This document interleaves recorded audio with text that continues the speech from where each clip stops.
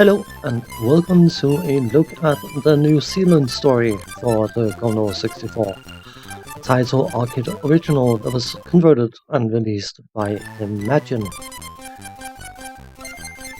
Of course, there's a plot in this game, why wouldn't there be? So I shall give you the plot. New Zealand is a peaceful place to live if you are Kiwi, particularly in the Auckland Zoo. Tiki is as happy as he can be. Trouble turns up in the guise of a psychotic walrus who has an enormous appetite for fresh kiwi and kidnaps Tiki and his relatives to stock the larder. The walrus hides his captives around the island in 20 hazardous locations, but our hero escapes and sets about rescuing his buddies. Watch the feathers fly as Tiki executes his plan, for the walrus has some very strange companions, and they are out for blood. As you can likely imagine, you are in control of Tiki, the Kiwi, who has the daunting task of having to navigate 20 different levels in order to rescue his buddies, and of course, as you can like together, because it's part of the course of this type of game, every so often you will bump into a boss that has to be defeated. And while the instructions will give you the hint to how to defeat the first boss, they all have their own mechanic thing that you have to be aware of and learn how to deal with or counter or whatever might be the case. Now, the thing about a kiwi, of course, is the fact that it is a bird, but it is a flightless bird, which means, of course, that considering the verticality of some of the stages you have to navigate, that could be an issue. But thankfully, certain enemies that appear on screen will be floating around on something that you can either shoot them off or knock them off in order to hijack the individual unit itself and use that to obtain the capability of guided flight so you can reach the higher levels of different stages.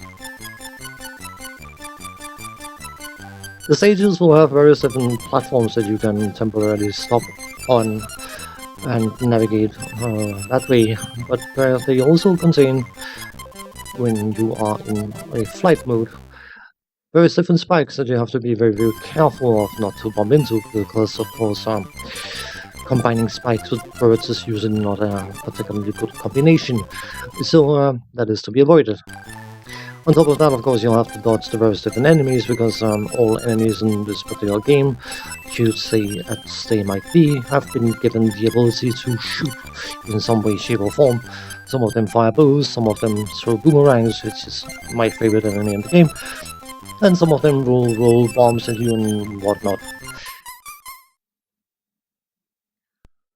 The various different enemies, once defeated, will drop some sort of item, either bonus points in form of various different fruits and things like that, or different weapons ranging from the bow, which of course is the starter weapon that Tiki carries, to laser beams, grenades and bouncing balls and all sorts of goodies, and they all have their own unique properties that you have to be aware of course, with regards to firing angles and trajectories and that kind of stuff.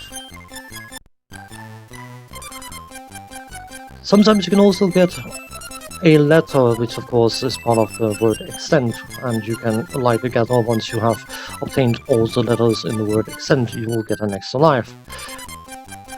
Those kind of letters are semi-random drops in this game, whereas in the arcade original they were located in fixed locations that you had to scout around in order to hope to find them. It can feel quite hit and miss whether you actually get letters, and once you get letters you usually get the same letter quite a few times in a row. But is it better than having the letters in a fixed location or not? That is up to the individual to decide for themselves. From a technical point of view, if you are looking at the graphics, which you might do if you're watching this video, what a coincidence, I do find the graphics to be somewhere between good and passable.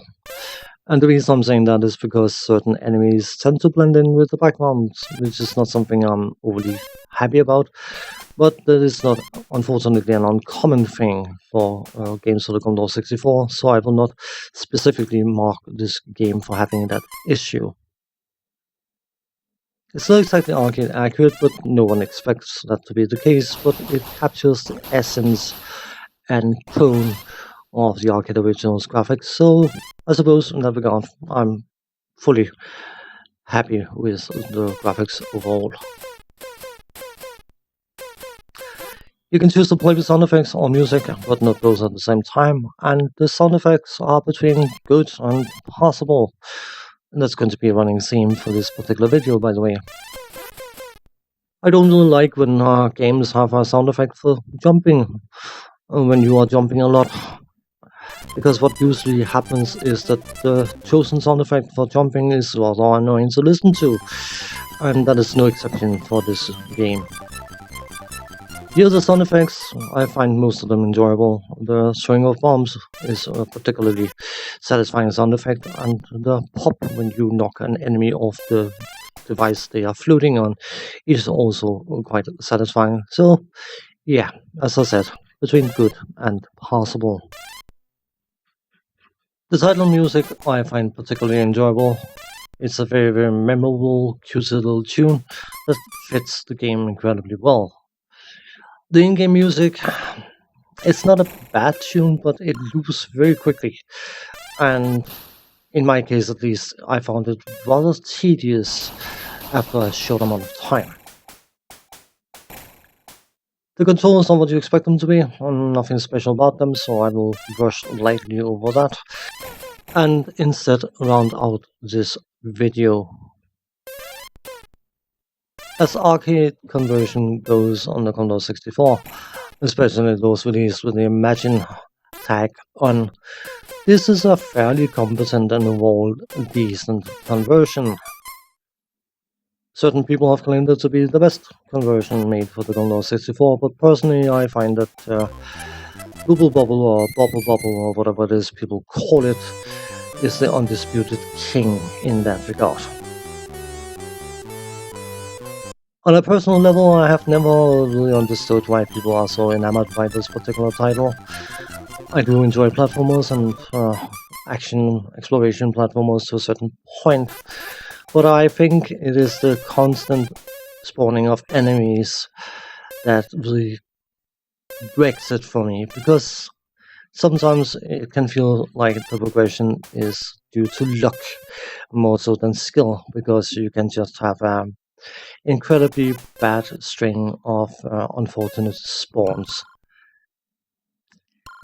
Not much more to say about this one, so thanks for watching, take care, see you next time, bye bye for now.